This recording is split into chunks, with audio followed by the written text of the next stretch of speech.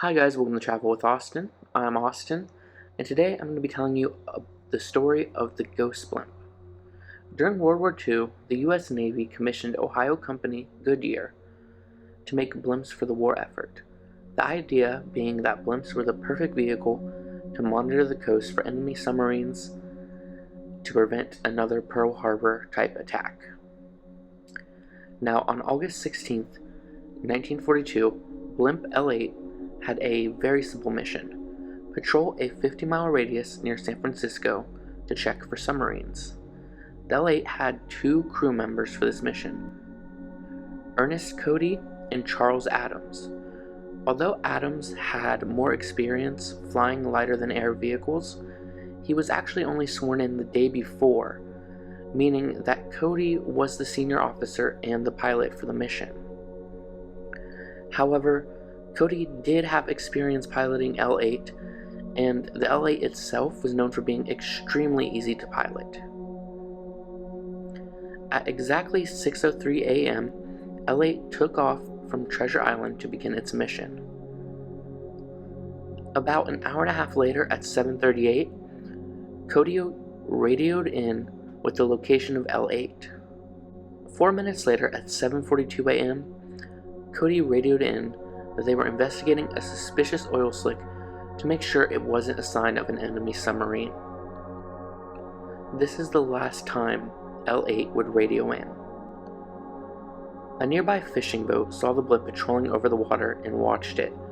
Members of the crew said they were able to see two men in the cabin, and that they were even close enough to describe the color of the men's hair. L8 circled around in the water for quite a while, and at one point it went so low it was only 30 feet above the water. The crew of the nearby fishing boat said it was like the crew wanted a closer look at something in the water. Now, around 9 a.m., L8 ascended again and left the area. Around the same time, without having heard from L8, the military sent out two floater planes to find the status of the blimp. The blimp would next be seen around 10:50 a.m., flying over the Golden Gate Bridge. The pilot that saw it said nothing seemed out of the ordinary, and it appeared to be heading back towards the base. 10 minutes later, one of the military planes reported seeing L8.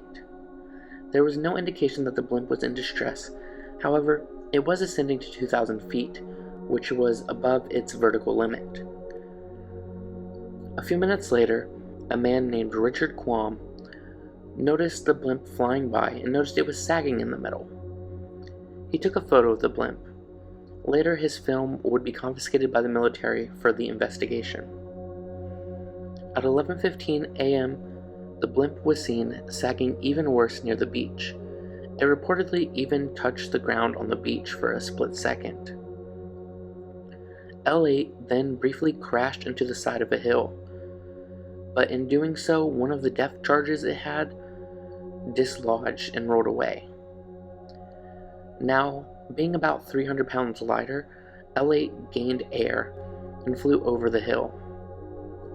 L8 flew over a golf course, and golfers watched as the blimp flew over them. One of them even reported to see a man jumping out of the blimp with a parachute. Similarly, a local teenager who had been looking through his binoculars said he could see two people in the cabin of the blimp as it flew by. At this point, there were thousands of people around San Francisco who had either seen the blimp or who were currently watching it. Even police and fire trucks were trying to keep up with the blimp.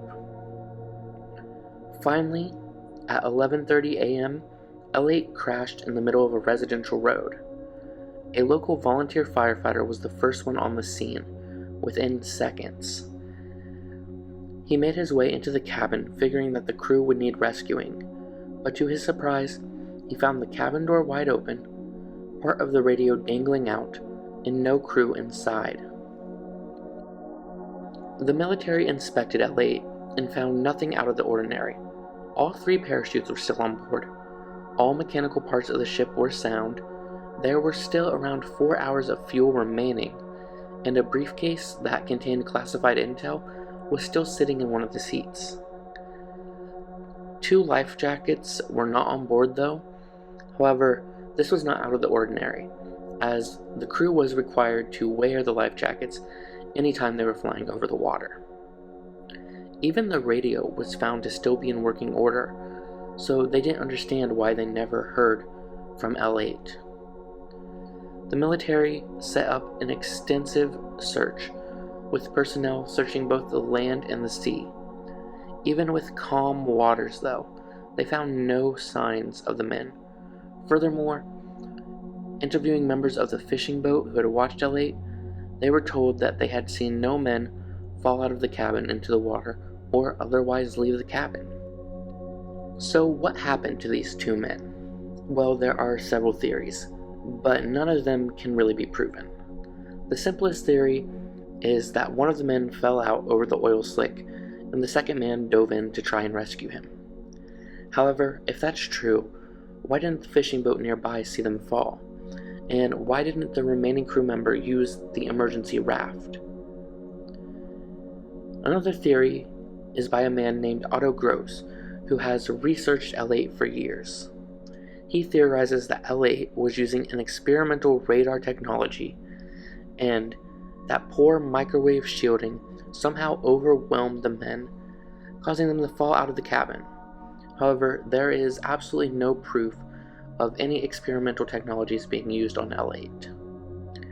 Now, another theory suggests that one or both of the men were secretly spies. But if that was true, you would imagine that the classified intel that was in the cabin would have been taken when they left.